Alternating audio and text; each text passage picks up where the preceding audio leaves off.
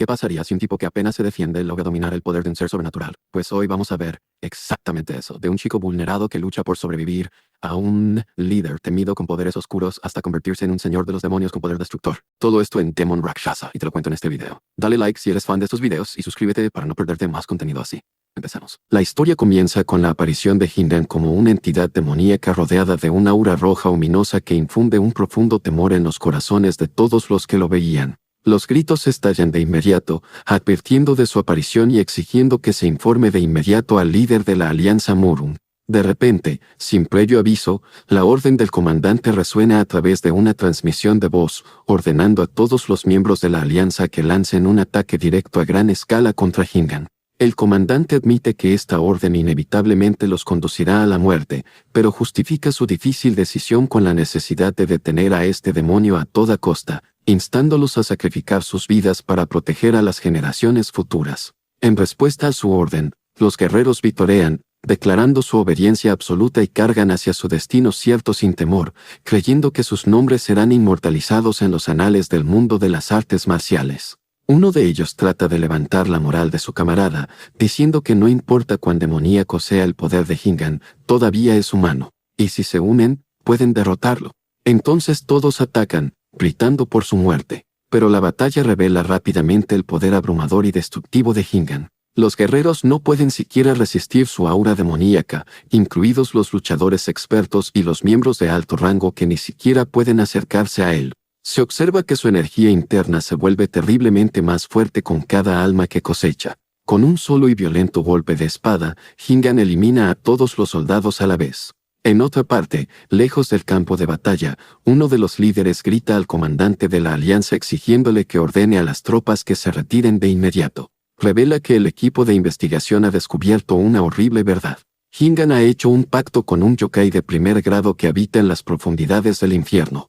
Explica que este pacto dicta que las almas de las víctimas de Hindan se conviertan en ofrendas. Y a cambio, obtiene el poder del yokai, lo que significa que cuantos más miembros de la Alianza mate, más imparable se vuelve. El comandante de la Alianza responde fríamente, ordené a todos que lucharan, pero ustedes todavía están aquí como cobardes. El otro líder le ruega que escuche y comprenda su intención, advirtiéndole que el peor de los casos es que el yokai descienda al mundo humano usando el cuerpo de Hindan como recipiente. Le recuerda que ni siquiera el demonio celestial puede detener a un yokai de este grado, suplicándole una vez más que ordene una retirada. El comandante de la Alianza ignora todas estas súplicas con una sonrisa misteriosa e inquietante, comparando la situación con un lujoso banquete que debe servirse a un huésped de alto rango. Ante la confusión y el asombro del otro líder, el comandante de la Alianza revela su horrible plan real, admitiendo que pasó 500 años buscando a un humano que pudiera ser un recipiente perfecto para el señor Rakshasa. Para asegurarse de que este recipiente hiciera el pacto demoníaco, él mismo aniquiló a todo el clan de Hindan para que no le quedara nada más que odio y un deseo de venganza.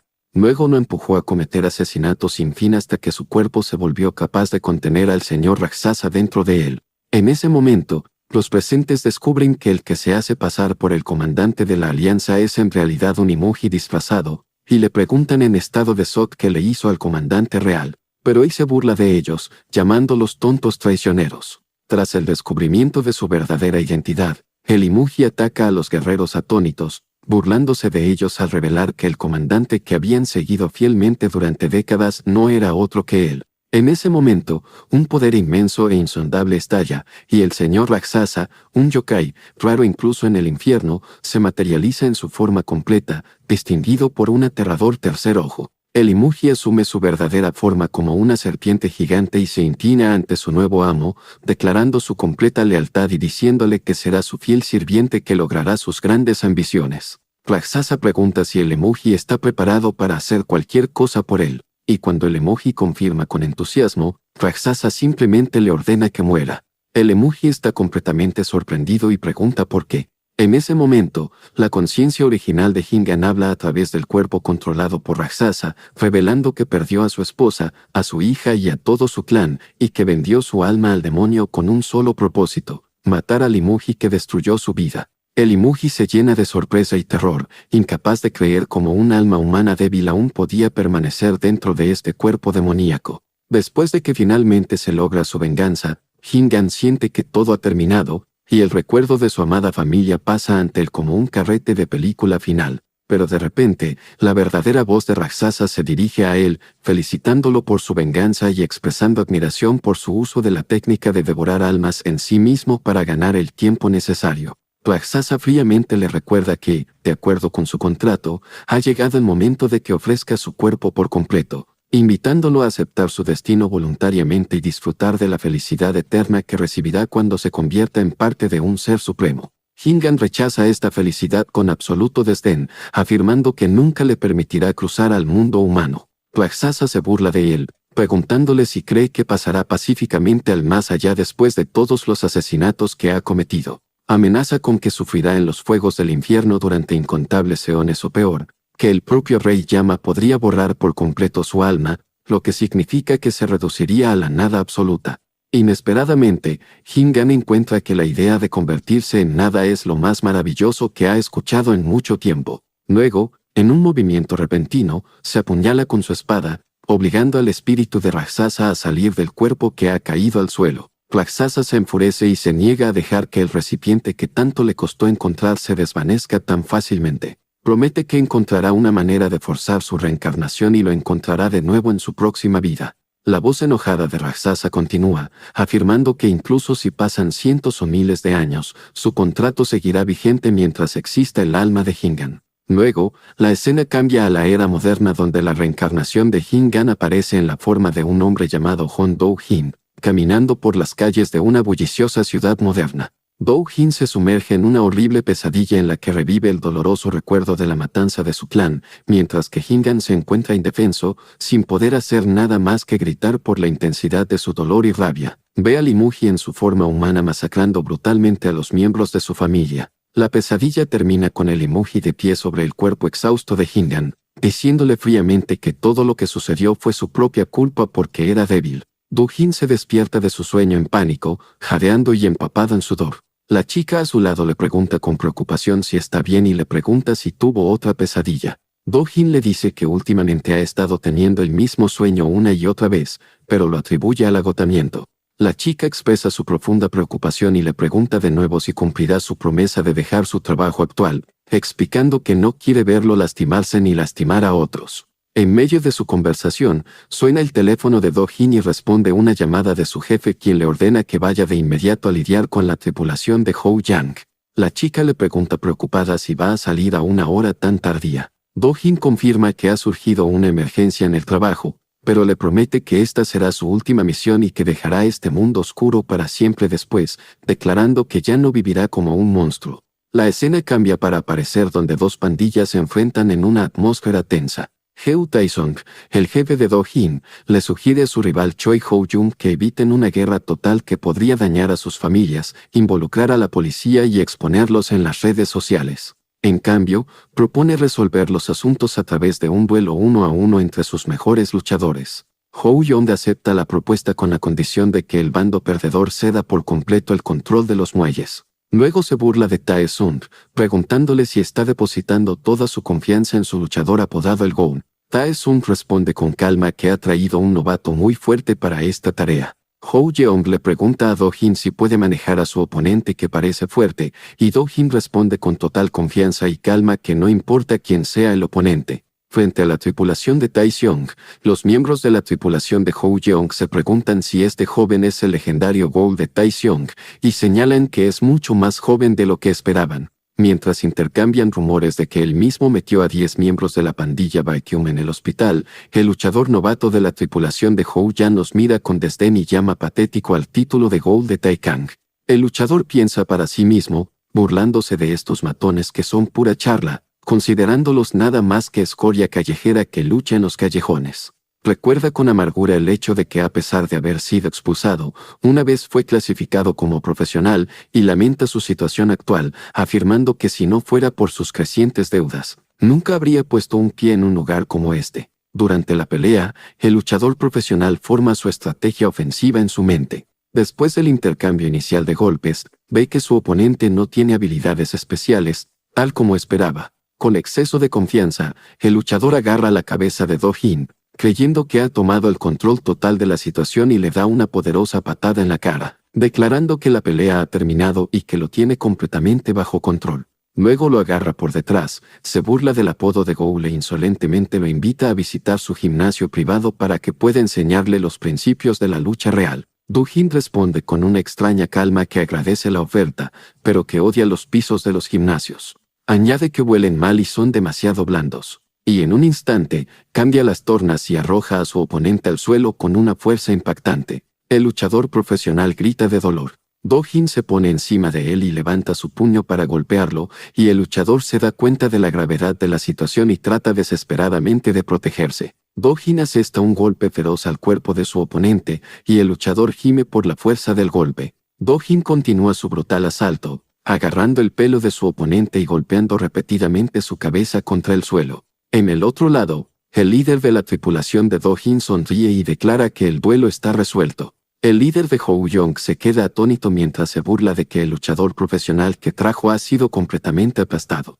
Uno de los hombres de Hou-Yong sugiere esperar un poco, pero Choi lo silencia, diciendo que se acabó, y agrega que no son atletas, sino verdaderos luchadores callejeros. Explica que en una pelea real, la batalla termina una vez que alcanza este nivel de violencia, independientemente de las técnicas de artes marciales.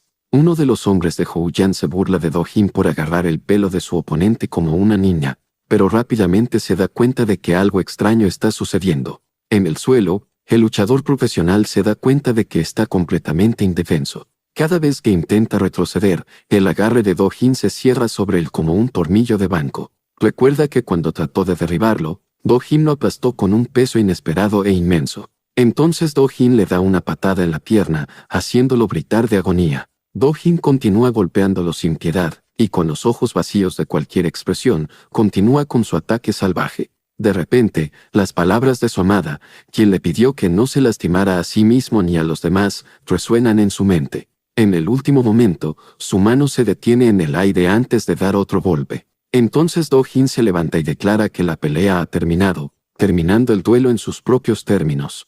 Después de que termina el duelo, Heu Tai-Sian felicita a su luchador, Do-Hin, por un trabajo bien hecho, luego se dirige al líder derrotado, el señor Choi, y declara oficialmente que el puerto ahora está bajo el control de su tripulación. Do-Hin piensa para sí mismo que finalmente ha terminado y toma la firme decisión de que ya no lastimará a nadie y vivirá una vida normal. En otra parte, una figura misteriosa siente la presencia de la reencarnación de Hin-Gan, dándose cuenta de que ha aparecido en este mundo. Pero en el almacén, el señor Choi se levanta y se burla de la declaración de Do-Hin, señalando que su oponente todavía está respirando mientras coloca su pie sobre su cabeza. Choi declara con una dura filosofía que en el mundo de los gánsteres, una pelea continúa hasta que alguien muere, y lo que hacen no es un deporte, acusando a Do-Hin de tratar de tomar el camino fácil al abstenerse de completar el trabajo por completo. Luego le presenta una elección final, matar al luchador derrotado y obtener el puerto o negarse y no obtener nada. Choi se acerca a Do-Hin y le pregunta amenazadoramente si entendió, llamándolo por el apodo de El Gol. Do-Hin permanece en silencio, lo que enfurece a Choi, quien exige una respuesta, y rápidamente pierde los estribos por completo amenazando con matar a Do-Hin en el acto por ignorarlo. Pero Tae-Son interviene justo a tiempo, diciéndole al señor Choi que su luchador no está respondiendo porque está diciendo tonterías. Luego, blandiendo un cuchillo, aconseja a Choi que deje de avergonzarse a sí mismo y sugiere que terminen las cosas como hombres respetables. Choi se burla de la idea del respeto, preguntándose cómo puede mantener la calma mientras Tae-Sung habla de esta manera, a lo que Tae-Sung responde con calma que Choi fue quien empezó a hablar basura primero. Luego se gira hacia Do-Hin para confirmar sus palabras. Finalmente, Do-Hin habla, pero no a ellos. En cambio, les pregunta confundido, ¿de verdad no pueden ver eso? Tai-Sian le pregunta, desconcertado, de que está hablando mientras Do-Hin señala algo que solo él puede ver. De repente, un aura de llama azul celeste aparece ante él mientras sus ojos brillan en blanco. La confusión de Tai-Sian aumenta, preguntándose de qué llama azul está hablando y qué está sucediendo de repente. Do-Hin se da cuenta de que esta llama ha aparecido ante él y lo ha paralizado como si estuviera atrapado en una pesadilla. Escucha la voz de Raksasa en su mente, dirigiéndose a él como la reencarnación de Hin-Gan y diciéndole que ha llegado el momento de honrar su contrato. De repente, el aura azul se filtra en su cuerpo, y Do-Hin es golpeado por la conmoción y un dolor intenso. Empieza a atragantarse y convulsionar, y Tae Siewon corre hacia el preocupado, preguntándole qué le está pasando. Do-Hin murmura, con los ojos fijos en la nada, que la llama está entrando en su cuerpo. Sus recuerdos regresan a su vida pasada, donde estaba arrodillado en medio de los cadáveres de los miembros de su clan asesinados, abrazando el cuerpo de su esposa, llorando y culpándose a sí mismo por su debilidad, admitiendo que no pudo protegerlos. Mientras está en ese estado de desesperación, una voz misteriosa le pregunta si quiere venganza. La llama azul, Raksasa, aparece ante él y se ofrece a concederle su poder, proponiendo que hagan un pacto y pidiendo una ofrenda a cambio.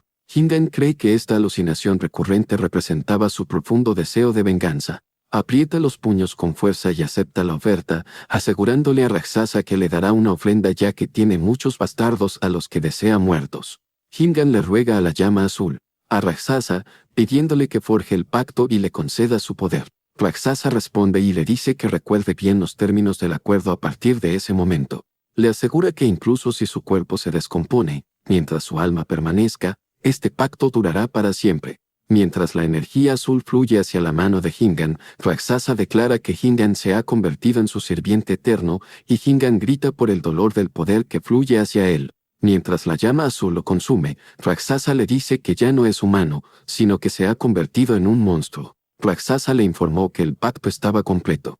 Raksasa explica que a partir de ahora, cada ser que muera a manos de Hingan, ya sea un pequeño insecto, un rey o incluso un dios, se convertirá en una ofrenda para él, y Hingan aparece después de obtener su poder con sangre brotando de sus ojos. A cambio de estas ofrendas, Raksasa le concederá el poder de la estrella demoníaca tirana, un poder temido por todos los seres en la tierra. Raksasa concluye su oferta concediéndole todo su poder, que se manifiesta en una majestuosa forma demoníaca de 3 ojos. Pero Raksasa le advierte severamente, diciéndole que recuerde que en el momento en que su poder exceda la capacidad de su cuerpo para resistirlo, el propio Hingan también se convertirá en una ofrenda. Esto causa que Do-Hin en el presente se sorprenda al revivir este recuerdo. Mira sus manos temblorosas, preguntándose qué acaba de ver, seguro de que su cuerpo estaba en llamas hace apenas unos instantes.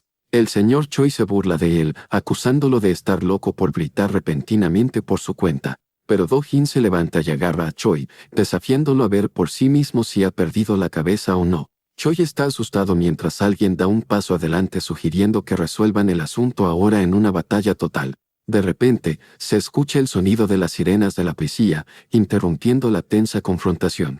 Tae-sun detiene al señor Choi, que estaba a punto de sacar su arma, y con calma le dice que la campana para el final del asalto ha sonado, sugiriendo que terminen las cosas por hoy y organicen otra reunión. Choi acepta reunirse de nuevo, pero añade una amenaza de que los derechos para gestionar el puerto y sus vidas estarán en juego la próxima vez. Después de que se van, Do-Hin se disculpa con Tae-sun por causar que la situación se intensificara, pero Tae-sun le asegura que habrían encontrado cualquier excusa para empezar una pelea de todos modos. Tae-sun le pregunta a Do-Hin con preocupación qué le pasó antes, ya que parecía que había visto un fantasma. Do-Hin responde que no es nada, afirmando que solo ha estado un poco cansado últimamente y que tiene sueños extraños. En otro coche, Choi se pregunta qué tipo de poder posee Do-Hin. Mientras tanto, Choi recibe una llamada telefónica y responde nerviosamente a alguien llamado Sr. Quay. Choi intenta tranquilizar al Sr. Quay sobre los derechos de gestión del puerto, prometiendo recuperarlos pronto. Pero el Sr. Quay expresa su insatisfacción, señalando que sin el puerto, Choi no puede cumplir con las cuotas de entrega requeridas. Amenaza con que si esta situación continúa, será difícil seguir trabajando con él.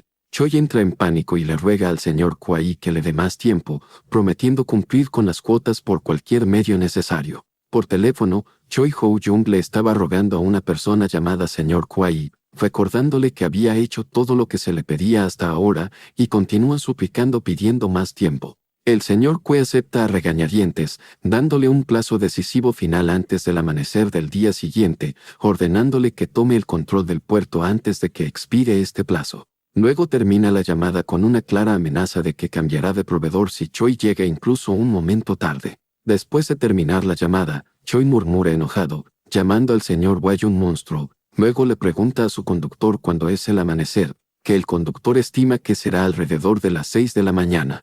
Choi ordena a su conductor que averigüe la hora exacta, declarando que deben aplastar a la facción de Tai-san de inmediato, añadiendo sombríamente que si no lo hacen, todos morirán bajo la ira del señor Pei. Mientras tanto, Do-jin llega a su apartamento y llama a su amada Yuha, pero encuentra el lugar inusualmente vacío. Inmediatamente dándose cuenta de que algo anda mal, Do-jin permanece en alerta máxima, esperando que el peligro esté al acecho. De repente, alguien lo ataca por la espalda con un arma blanca, pero Do-jin bloquea rápidamente el ataque y le da una poderosa patada al asaltante, seguido de un rápido puñetazo para inmovilizarlo. Do-jin inmoviliza al atacante en el suelo, amenazando con sacarle el ojo si no habla, y le pregunta bruscamente dónde está la mujer que estaba en el apartamento. Otra persona emerge de las sombras, comentando con admiración que Do-jin logró derrotar al primer atacante con facilidad a pesar de su habilidad, tal como dicen los rumores. El recién llegado se presenta como Hee Tae-sieu, el comandante de operaciones de la facción Hou-jeong, y se disculpa sarcásticamente por tomar como rehén a la familia de Do-jin, describiendo sus acciones como bárbaras. Justifica sus acciones diciendo que estaban bajo órdenes superiores, revelando a Yuha, que está atada y amordazada. Do-jin se enfurece y jura matarlos a todos, a lo que Hee Tae-sieu responde fríamente, aconsejándole que no desperdicie emociones entre profesionales y afirmando que Do-jin es muy consciente de la naturaleza de la situación. Do-jin se calma a regañadientes y les pregunta qué quieren, ofreciéndose a sacrificarse por su libertad. Tae-sieu responde que normalmente esto podría ser suficiente, pero no hoy porque su líder ha tomado su decisión. Luego blande un cuchillo, anunciando que su líder ha decidido eliminar a toda la facción de Taeseon. Dándose cuenta de que no hay salida, Do-jin agarra la hoja del cuchillo con su mano desnuda, pidiéndoles que prometan que dejarán a Hoa en paz. Tae-seok promete que absolutamente no la matará. Hoa intenta gritar mientras ve a Do-jin sacrificándose por ella. Do-jin se disculpa con Yua en su mente por dejarla verlo en esta horrible situación después de que él había sido la causa de su constante preocupación. Aprieta la hoja con más fuerza, lamentando que estaba a punto de comenzar una vida normal, pero parece que este es el final. Encuentra algo de consuelo en el hecho de que es él quien morirá y no ella.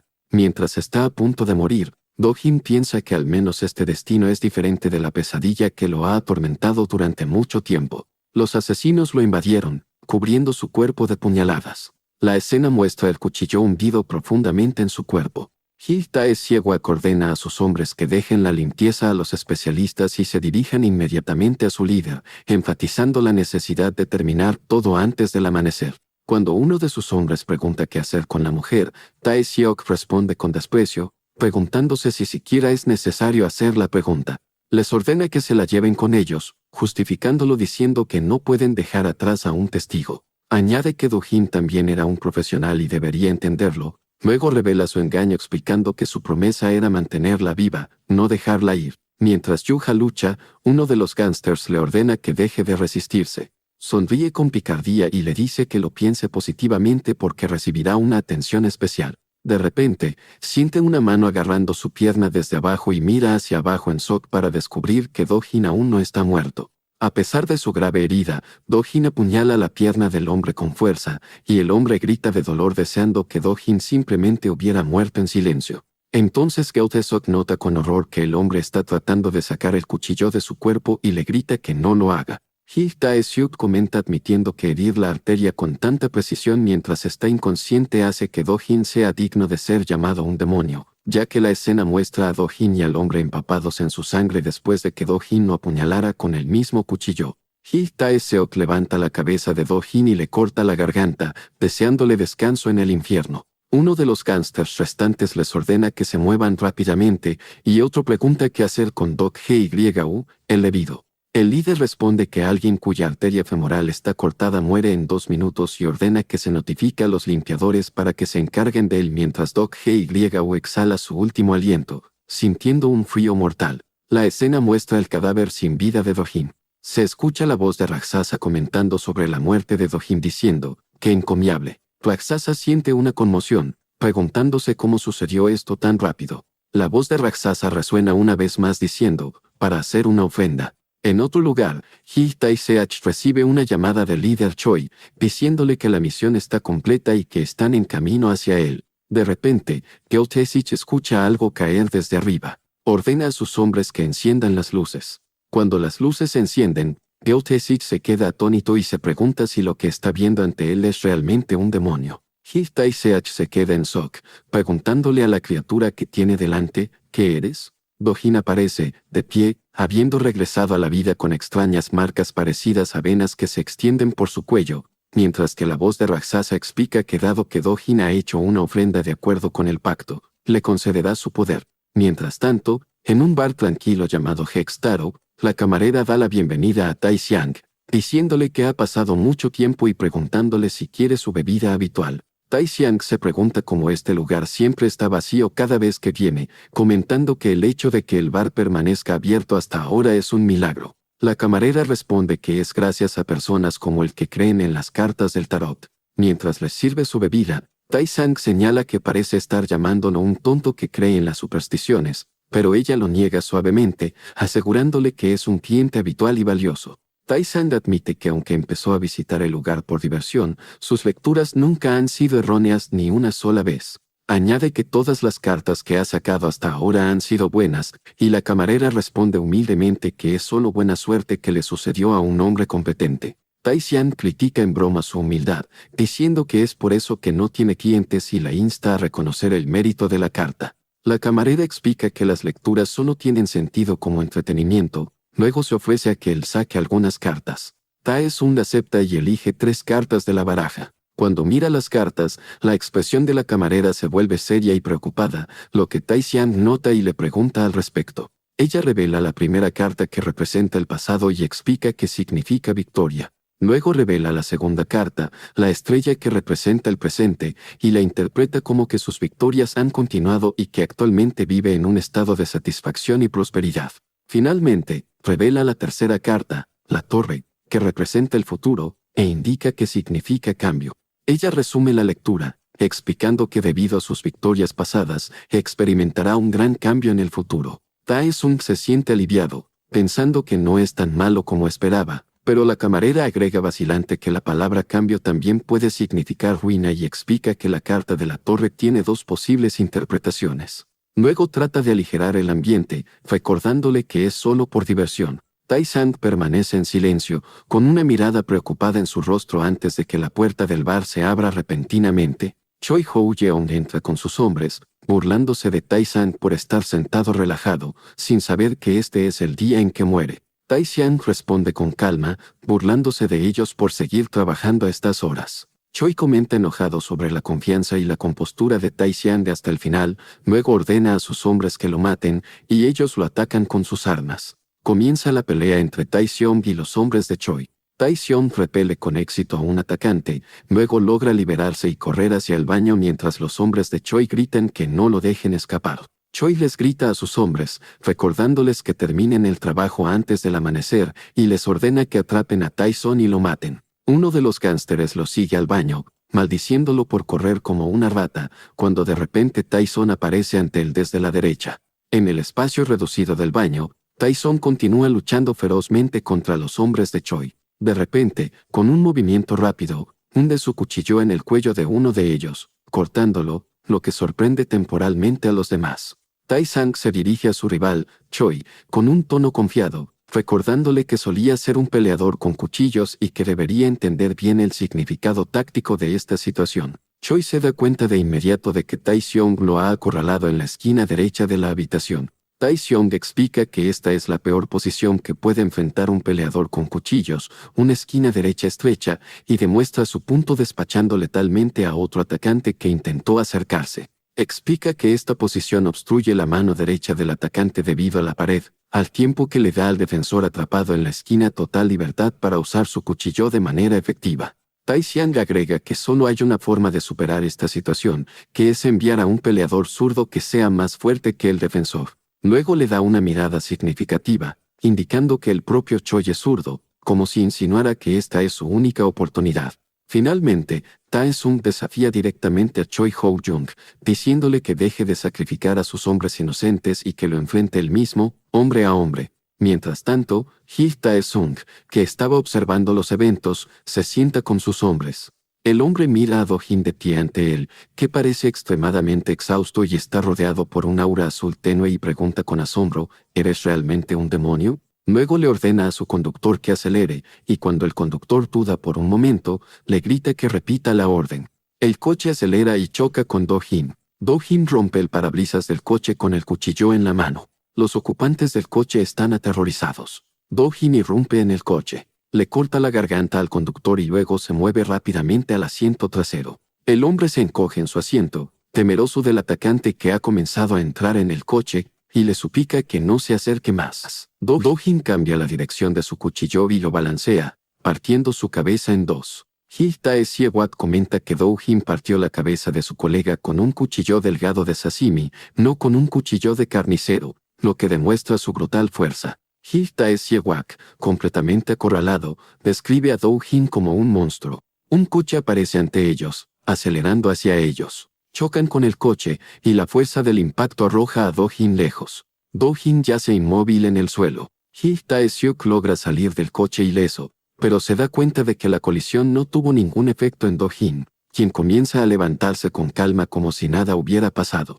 El hombre misterioso piensa para sí mismo que es extraño morir, pero no muestra sorpresa de que Do-Hin no haya encontrado su fin tan fácilmente. Luego se pone en posición de pelea y desafía a Do-Hin con una voz firme. Do-Hin se lanza hacia él rápidamente. Hee Tae-siewak analiza rápidamente los movimientos de Do-Hin, notando que son amplios y poco refinados, lo que podría darle una pequeña oportunidad para un contraataque. Hee Tae-siewak se convence de que aunque su oponente es un monstruo, si ha perdido por completo la cabeza, entonces tiene la oportunidad de ganar. Pero es derrotado en la pelea y cae al suelo con un dolor intenso. Do-Hin se para sobre él, levantando su cuchillo para dar el golpe final. Sin embargo, Hee Tae-siewak logra bloquear el ataque en el último momento y dar un contraataque. Cree que ha encontrado una oportunidad para atacar, notando que el lado izquierdo de su oponente está completamente expuesto. Pero Do-Hin se lanza hacia él con su cuchillo y lo apuñala profundamente, y Hee Tae-siewak gime de dolor. Sin embargo, se da cuenta con sorpresa de que estaba seguro de que el cuchillo había estado en la mano derecha de Do-Hin desde el principio. Entiende que fue atraído y que su oponente estaba apuntando a este resultado todo el tiempo mientras Do-Hin lo agarra con fuerza. Do-Hin le pregunta a Hee Tae-siewak fríamente, ¿qué le hiciste a Ho-ah? Hee Tae-siewak responde, preguntando si se refiere a la chica y le dice que la ofreció como sacrificio. Do-Hin pregunta enojado qué significa sacrificio. Hee Tae-siewak le dice que no se haga el tonto, señalando que Do-Hin sobrevivió a que le cortaran la garganta y afirma que es igual que ese bastardo. Continúa hablando sobre el monstruo que les pidió que proporcionaran sacrificios, revelando la existencia de otra entidad malvada que controla las cosas. Mientras tanto, frente al bar hexagonal, uno de los hombres de Choi en servicio de guardia se pregunta si deberían entrar, pensando que está tardando demasiado en atrapar a Taeseong solo. Su compañero lo tranquiliza, diciéndole que solo tienen que seguir órdenes y vigilar la entrada, así que no hay necesidad de preocuparse siempre y cuando ya hayan entrado más de 10 hombres. Mientras hablan, un hombre misterioso con cabello largo y blanco y una máscara negra se acerca a ellos. Uno de los guardias lo detiene, diciéndole que el lugar está cerrado hoy y que debería irse a otra parte. El hombre enmascarado responde con calma que debe entrar porque tiene una cita. El guardia se burla, preguntándole si es sordo, mientras que su compañero le aconseja que evite problemas y lo deje ir. El primer guardia comenta sarcásticamente sobre la idea de tener una cita a esta hora, pero de repente grita con un dolor insoportable. Su compañero lo mira horrorizado y pregunta qué le pasa mientras las venas del cuello del guardia herido se hinchan aterradoramente. El guardia continúa gritando mientras una rama de árbol comienza a crecer fuera de su cuello de una manera horrible. En momentos, un árbol completo brota de su cuerpo, matándolo instantáneamente. El guardia restante se queda paralizado por el terror, preguntándose sobre la naturaleza de lo que acaba de ver. El hombre de cabello blanco sonríe mientras sostiene algo parecido a una semilla en su mano y repite con calma que les dijo que tenía una cita para reunirse al amanecer. El baño estaba lleno de los cadáveres de aquellos cuyas almas Taeseong había tomado. Los hombres de Choi han sido completamente derrotados, y uno de ellos tiembla, sosteniendo un cuchillo roto. Taeseong está victorioso sobre Choi, quien está gritando de dolor, y Taeseong comenta fríamente que enviaron a Choi a enfrentarlo porque es zurdo, confirmando que su plan había tenido éxito. Pero cuando sus ojos se posaron en el atacante, se dio cuenta de que no era Choi, y un sentimiento de arrepentimiento lo invadió. El asesino es arrojado con fuerza al suelo, gritando de dolor. Che Qian le pregunta a Choi con un tono sarcástico cuánto tiempo seguirá enviando a sus seguidores, asegurándole que sabe que las cosas no terminarán así. Lo desafía a no ser un cobarde y a enfrentarlo él mismo. Pero en ese momento, uno de los hombres de Choi llega y le dice que ha traído lo que solicitó. Choi ordena a su hombre que ejecute el plan, y el hombre comienza a verter un líquido de un contenedor. Taeseon huele gasolina, dándose cuenta de su plan para incendiar el lugar. Choi se burla de él, aconsejándole que permanezca escondido adentro como una rata y promete asarlo vivo. Mientras Choi se prepara para encender su encendedor, el hombre de cabello blanco aparece detrás de él, tarareando una canción infantil sobre el amanecer.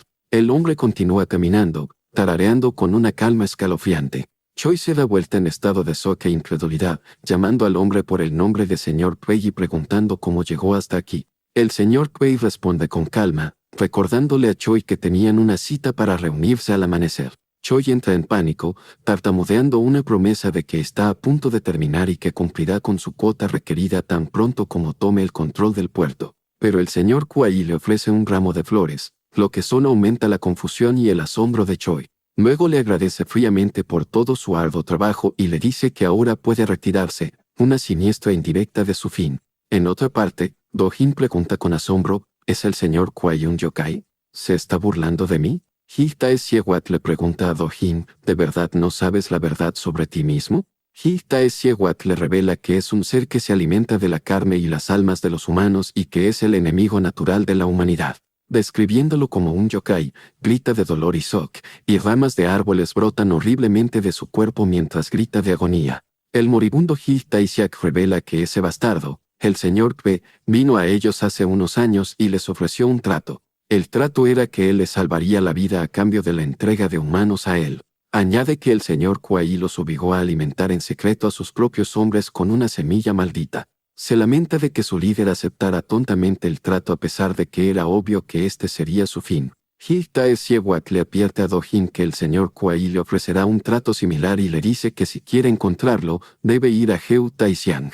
De vuelta en el bar, el señor Kuei habla con el cadáver de Choi, diciéndole que no se sienta mal. Como agradecimiento, vivió 5 años más, añadiendo que le debe la vida por estos últimos 5 años. Entonces el señor Kuei se gira con una sonrisa y anuncia que tras despedirse de su predecesor, es hora de hablar de negocios. El señor Kuei pregunta con una sonrisa astuta, ¿eres mi nuevo socio, Taeseon? Taeseon lo mira desafiante y le pregunta qué es realmente. El señor Kuei responde que muchos nombres lo llaman en diferentes países, enumerando sus títulos como demonio, espíritu maligno, yokai y raksasa, pero aclara que en este país, generalmente se le conoce como yokai. Le dice a Taeseon que no se ponga nervioso, ya que solo ha venido a ofrecerle un trato. El señor Kuei explica su oferta, proponiendo presentarle a sus socios en Corea del Norte y China para que Taeseon pueda usar el puerto para traer inmigrantes ilegales. Taeseon comenta que la oferta parece más ordinaria de lo que esperaba, ya que pensó que le pedirían que vendiera su alma o algo similar. El señor Kuei explica que los yokai tienen sus propias circunstancias que les impiden comer humanos al azar, por lo que la ayuda de socios humanos es preciosa para ellos. Añade que la banda de Taeseon puede quedarse con todas las ganancias, y a cambio, todo lo que tiene que hacer es seleccionar a los humanos sanos de entre los inmigrantes, estableciendo una cuota para que le envíe 10 de ellos cada semana. Taeseon le pregunta si su destino será el mismo que el del señor Choi si rechaza la oferta o no cumple con la cuota. El señor Kuei lo confirma, pero añade con confianza que está seguro de que Taeseon vivirá mucho más que Choi porque es más competente e inteligente. Taeseon sonríe y le dice que lo siente, pero hay 3 cosas que nunca venderá en su vida como gangsta. Primero, la gente. Segundo, las drogas. Hace una pausa por un momento antes de mencionar la tercera cosa y antes de que pueda terminar su oración. El señor Kuei le corta la mano y le dice que se retracta de sus palabras sobre que es inteligente, pero añade que por eso lo admira más, ya que ha pasado mucho tiempo desde que conoció a un humano que no le temía. Mientras Taeseon se ahoga, el señor Kuei le dice que le dará otra oportunidad especial. Le ofrece una extraña semilla con tentáculos y le ordena que se la trague. Promete que si lo hace, no solo perdonará su insolencia, sino que también restaurará su brazo derecho cortado. Pero Taeseon comienza a reírse intermitentemente mientras se ahoga. El señor Kuei le pregunta por qué se ríe. Taeseon responde que le parece divertido porque el señor Choi terminó siendo útil para algo después de todo mientras saca un encendedor. Tae-sun enciende el encendedor cerca de las manos del señor Kuei que lo están ahogando, prendiendo fuego a la gasolina derramada. Mientras las llamas estallan a su alrededor, Tae-sun termina su oración anterior, declarando que la tercera cosa que nunca venderá, incluso si muere, es a sí mismo porque se niega a vivir como un cobarde. Grita que nunca lo hará, incluso si la muerte es el precio, y concluye con un grito final: nunca viviré como un cobarde. En medio de las llamas ardientes, el señor Wei se encuentra riendo histéricamente, sin ser afectado por el fuego que consume todo a su alrededor. Comenta sarcásticamente sobre la situación, considerando el acto de encender el fuego como un movimiento extremadamente divertido de Tae-sun. Luego lo llama tonto, asegurándole que una pequeña llama como esta nunca podría matarlo. Agarra al ardiente Tae-sun y se burla de él por repetir la frase de que no vivirá como un cobarde. Le dice que escuchar esas palabras le da aún más ganas de ver la miserable expresión en su rostro mientras se derrumba y suplica. Luego le susurra un hecho horrendo: aquellos que son quemados hasta la muerte no mueren directamente por el fuego, sino por la lenta asfixia por el humo. Parte del señor Kuei se transforma en una forma monstruosa con una enorme boca con colmillos, explicando que mientras Tae-sun pueda respirar, sufrirá el dolor de arder durante mucho tiempo antes de morir. Añade que el dolor vendrá en oleadas continuas, dificultando la pérdida de la conciencia, y que sentirá cada parte de su cuerpo siendo asado lentamente.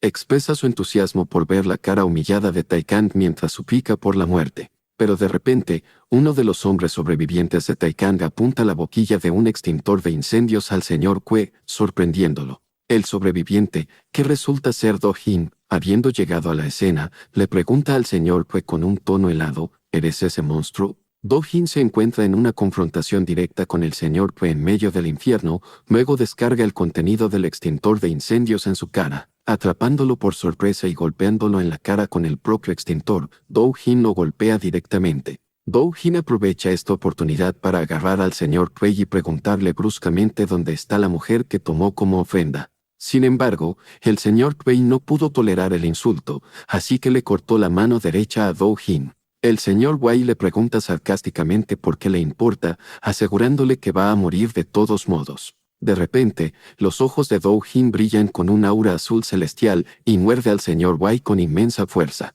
El señor Wei está sorprendido por este poder, preguntándose si Do-jin había sido uno de sus aliados desde el principio. Pero descarta la idea, señalando que Do-jin no se parece a uno, y lo acusa de tratar de robar su ofrenda, que es Tae-sun.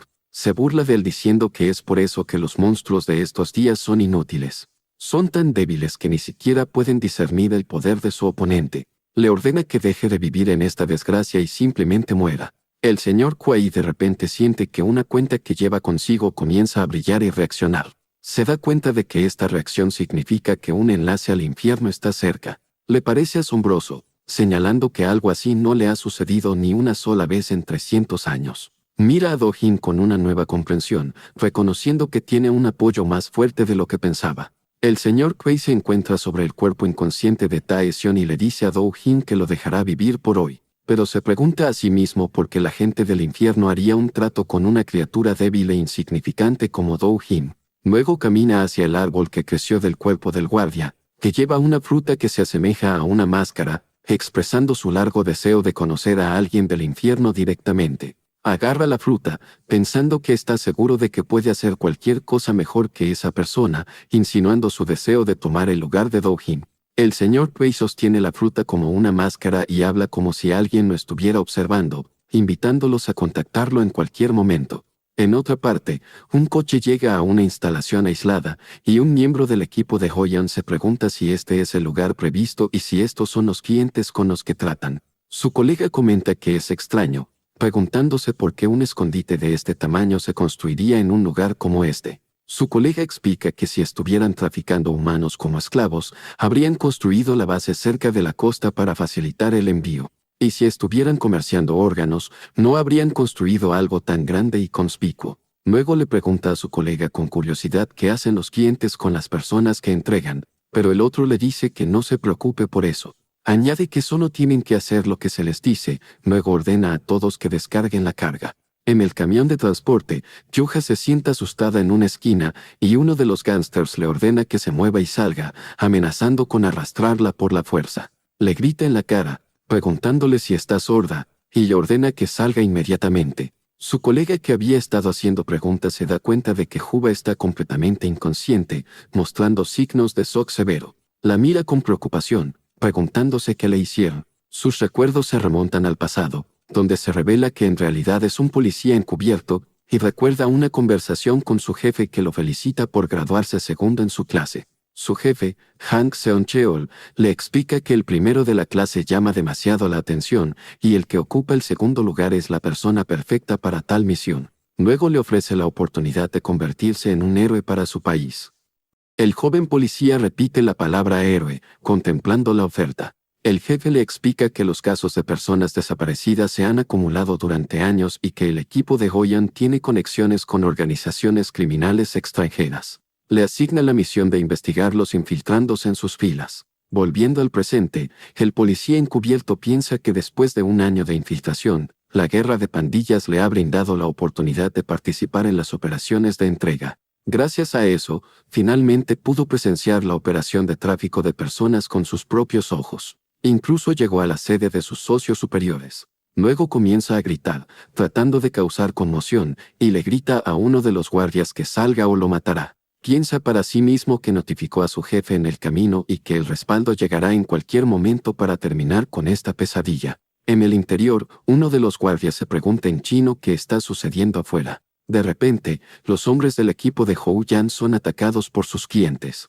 Uno de ellos protesta, preguntando por qué están siendo atacados después de que hicieron todo lo que se les pidió. Uno de los atacantes de aspecto monstruoso responde que estas son las órdenes del jefe y que el trato con el equipo de Hoyan ha terminado. Anuncia que ya no son socios, sino que se han convertido en productos. El líder del equipo de Hoyan grita con ira e incredulidad, repitiendo la palabra producto. El atacante le dice que pelear es inútil y que debe aceptar su destino. Pero el líder del equipo se niega a rendirse y lo ataca con un cuchillo. Sin embargo, es derrotado inmediatamente con un solo golpe. El atacante se encuentra sobre él declarando que su coraje ya no tiene ningún valor como producto y ordena a sus hombres que lo tiren o lo den como regalo a uno de los clientes. Luego se dirige al resto de los miembros de la tripulación capturados y ordena que todos se conviertan en productos. En la instalación de tráfico de personas, se muestra a Juba atada y amordazada mientras uno de los secuestradores anuncia que el envío se realizará hoy. En una escena repugnante, los cautivos son obligados a vomitar al insertar un líquido viscoso en sus bocas. Uno de los cautivos, el policía encubierto, explica que fueron obligados a ingerir algo para inducir el vómito. Después de eso, lavan los cuerpos de los cautivos con mangueras de agua. Uno de los secuestradores habla con su compañero, preguntándole sobre el número de productos asignados para el socio, y el otro responde que son 2 piezas de grado premium. El primero ordena que las 2 piezas se empaqueten como premium y el resto como regular. Todos salieron por la puerta. Piensa para sí mismo que obligarlos a vaciar sus estómagos probablemente significa que los están preparando para el tráfico de órganos, y los llama lunáticos por hacer esto incluso con los miembros de su propia pandilla. Pero se aferra a la esperanza, asegurándose de que el respaldo llegará pronto. Se muestra a los cautivos siendo llevados con collares colocados alrededor de sus cuellos. El policía encubierto se acerca a Yuja, se disculpa por lo que sucedió antes y la anima a resistir y no rendirse. Entonces piensa que quizás en realidad se estaba diciendo esas palabras a sí mismo. Cuando entran en otra habitación, se horroriza al ver una pared llena de pequeñas jaulas, y en cada una hay un cadáver, e intenta negar su sentimiento de miedo. Do-Hin se despierta en una cama preguntándose dónde está. Recuerda que estaba luchando contra ese bastardo, el señor Prey. Una mujer le pregunta, ¿durmió bien? Do-Hin le pregunta quién es ella. Ella le dice que es la dueña del bar de tarot que se quemó y añade que fue ella quien le salvó la vida de esas llamas. Concluye su presentación afirmando que es un exorcista que trata con yokai como él, le llama señor Yang Do-Hin y declara que es un exorcista. Do-Hin repite la palabra confundido y dice que ese bastardo que vino a matarlo dijo lo mismo. Entonces le grita enfadado, preguntando de qué tonterías está hablando todo el mundo y niega ser un yokai. Ella le ordena que se calle, diciéndole que solo le mantuvo vivo porque pensó que podría ser útil, amenazándole con que puede ejercer su espíritu en cualquier momento. Añade que ningún humano posee un cuerpo como el suyo. Do-Hin mira su pecho y ve una herida que se cura de una manera sobrenatural, lo cual le asombra. Ella le explica que un yokai, incluso si sus extremidades son cortadas y su corazón es perforado, puede regenerarse mientras su cabeza esté intacta al igual que los insectos. Después de un momento de silencio, Do-Hin le hace una pregunta. ¿Qué demonios es un yokai? Ella empieza a explicar, diciéndole que son seres que roban cuerpos humanos. La exorcista continúa su explicación a Do-Hin, aclarando que los yokai se esconden entre ellos en forma humana.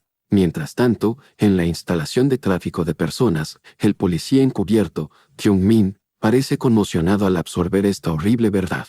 Kyung-min observa a uno de los secuestradores acercarse a los cautivos. El secuestrador rompe algunos de sus cuellos, lo cual aterroriza inmensamente a Kyung-min. Les grita, llamándolos bastardos dementes por matar a gente a sangre fría. El señor Wai responde con calma, explicando que aún no están muertos y que solo dañó sus vértebras cervicales para ponerlos en un estado de parálisis total. Añade que en este estado, pueden ver, oír y sentir miedo, pero no pueden moverse. El señor Wai sonríe siniestramente, anunciando que esta es la especialidad de su empresa, humanos frescos impregnados de miedo maduro, un producto destinado a clientes que tienen dificultades para cazar por sí mismos. Kyung-min grita de nuevo, preguntando de qué tonterías está hablando, y le dice que la policía rodeará el lugar en cualquier momento. Jura que pasarán el resto de sus vidas en prisión, pero el señor Kwai le ignora. De repente, el jefe de policía, Hang Seon-cheol, aparece comentando el delicioso aroma que emana de su miedo.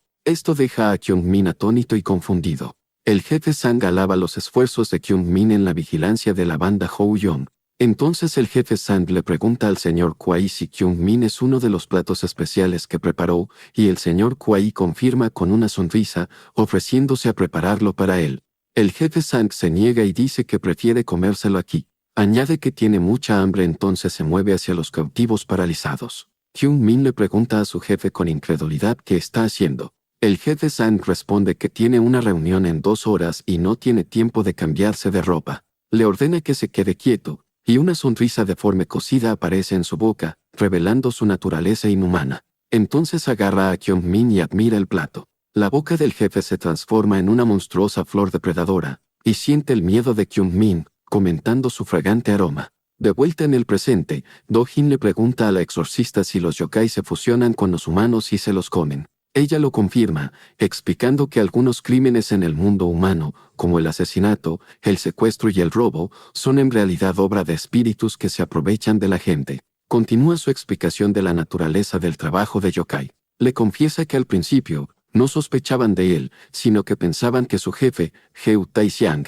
era el espíritu. Sin embargo, más tarde descubrieron que era solo un villano ordinario. Ella le mira seriamente mientras él yace entre la vida y la muerte y describe a Tae-sung como solo escoria humana ordinaria. Do-Hin parece silencioso y afectado por el miserable estado de Tae-sung. Do-Hin entonces recuerda cuando Tae-sung le preguntó en el pasado, ¿cuánto tiempo planea seguir con esto? Le sorprende su pregunta, recordándole que hicieron una promesa en el pasado de seguir con esto juntos hasta el final.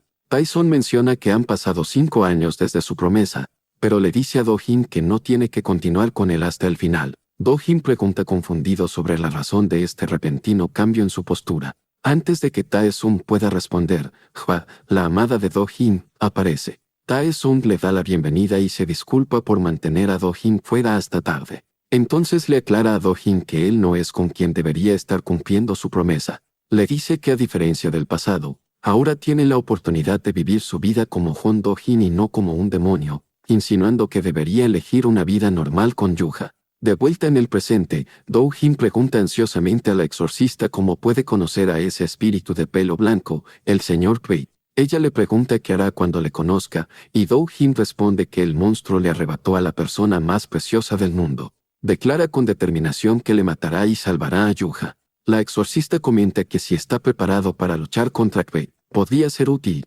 pero le recuerda que no puede derrotarle en su estado actual. Do-Hin le cuenta sobre su sueño y cómo las llamas, Fraxasa, le hablan.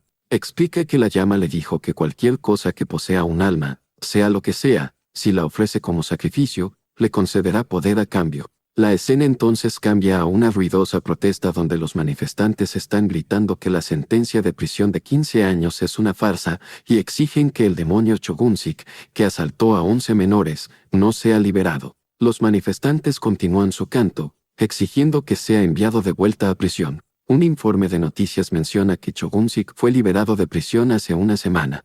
El informe añade que su residencia está en un estado de caos con manifestantes y activistas de Internet. Un manifestante grita, desafiando a Cho Yeon-sik a salir y enfrentarse a él. Un livestreamer anuncia que entrará en el lugar tan pronto como su número de espectadores alcance los 1.000. Otro está comiendo 20 tazas de ramen como una forma de rezar por su muerte. El caos y el canto exigiendo su encarcelamiento o muerte continúan. Dentro, Cho Yeon-sik se pregunta enfadado sobre todos los gritos molestos. Murmura para sí mismo que cumplió su sentencia y salió, y ahora está llevando tranquilamente su tobillera de seguimiento. Entonces piensa enfadado que quizás debería salir y matarlos a todos. De repente, siente a alguien más en la habitación. Se da la vuelta, sorprendido, y le pregunta al intruso quién es y cómo se las arregló para entrar. La exorcista aparece y le pide que confirme. ¿La entidad en su sueño prometió darle poder a cambio de una ofrenda?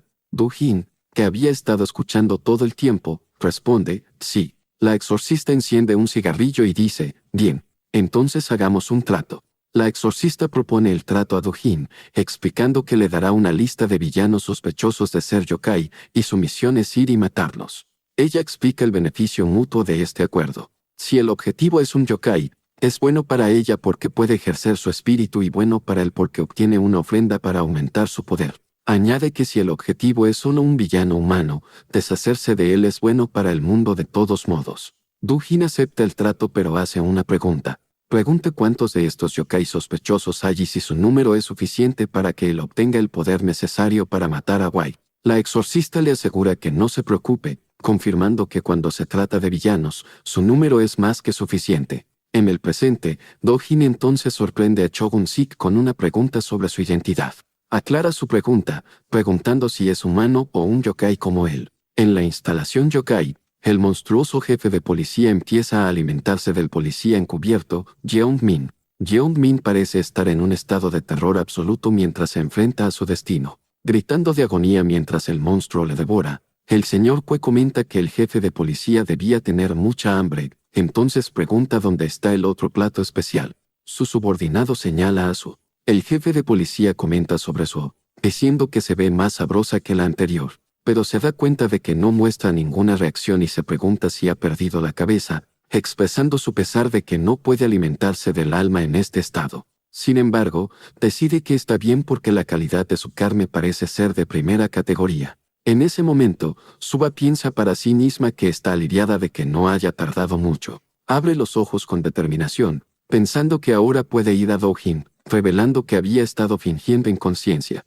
El señor Kuei de repente interviene y detiene al jefe de policía, disculpándose de que le traerá otro plato especial y admitiendo que se había equivocado con Su. Anuncia que este humano no es un producto. El jefe de policía se enfurece y se transforma en una forma monstruosa, preguntando cómo Kuei se atreve a interrumpir una comida que ya ha comenzado y gritando que le apetece esta humana. Jura comérsela ahora, pero Wai le dice que sea paciente. Promete preparar otro plato especial para el mañana, pero el jefe de policía estalla en ira, gritando que tiene hambre ahora, no mañana, y le recuerda a Kuei que es él quien le permite dirigir su negocio tan fácilmente. Le grita que no lo ignore. Insulta al señor Kuei, llamándolo un yokai espantapájaros torpe que ni siquiera puede alimentarse de almas. Entonces Kuei coloca su mano sobre la boca del jefe de policía y le dice que se calme. El jefe de policía se disculpa temerosamente, diciendo que perdió el control de sí mismo. El señor Kuei le ordena a uno de sus subordinados,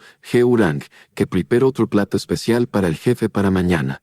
He-urang confirma que lo entiende. El señor Kuei anuncia que eliminará a Juba de la lista de productos.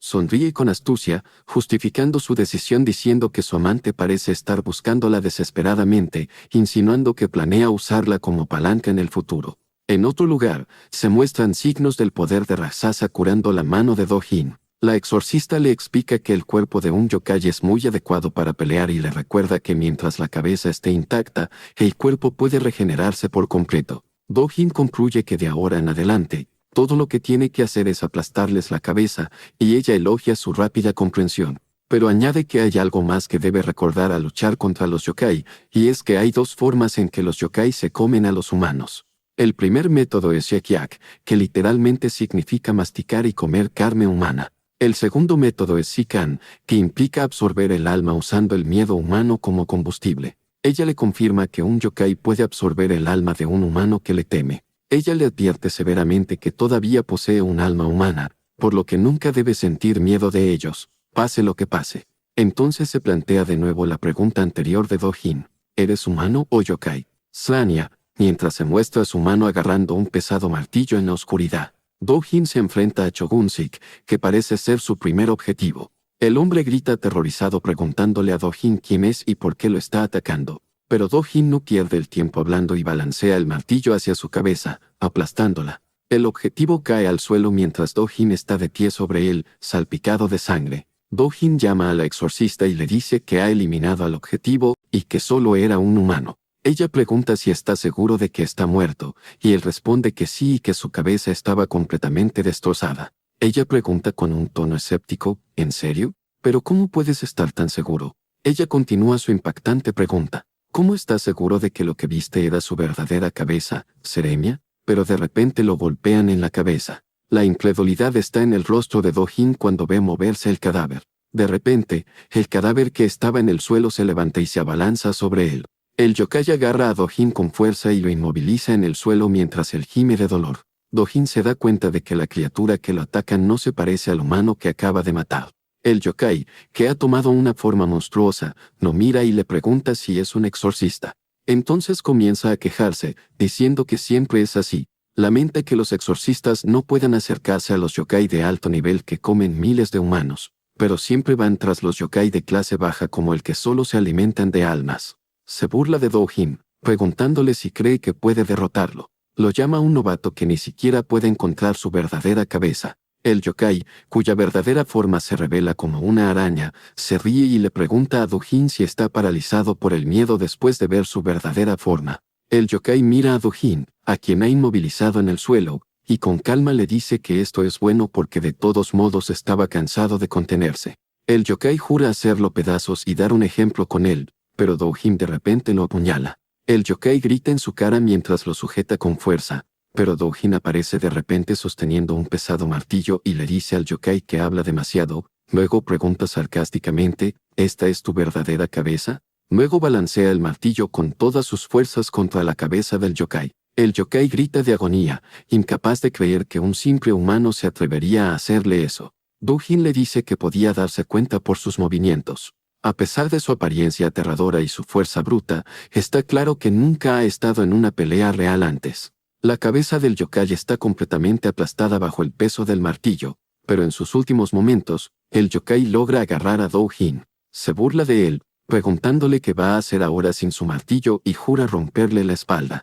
Se muestra a Do-Jin luchando contra el fuerte agarre del yokai, luego Do-Jin lo golpea con la cabeza con fuerza en la cabeza. Luego habla con frialdad, diciendo que tenía curiosidad por saber qué tipo de criaturas asombrosas eran los yokai, pero agrega sarcásticamente que todo lo que saben hacer es asustar a la gente y chantajearla y que no son diferentes de los matones del vecindario. El yokai moribundo lo mira confundido y le pregunta qué es realmente, mientras los ojos de Do-Jin brillan con una aterradora luz blanca. Las palabras del exorcista resuenan en la mente de Do-Jin, advirtiéndole que un yokai puede absorber el alma de un humano que le teme y que nunca debe temerles. Do-Jin comienza a reír.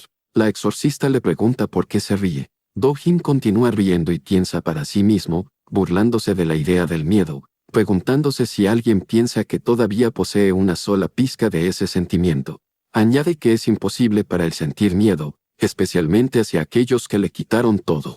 Se para sobre el cuerpo destrozado del yokai y declara que de ahora en adelante, no es él quien debe sentir miedo, sino ellos. El recuerdo de la masacre de su clan parpadea en su mente, la fuente de su fuerza sin miedo. Y hasta aquí llega el video. Si no quieren perderse más narraciones como esta, suscríbanse al canal. Nos vemos en un próximo video. Gracias por su apoyo.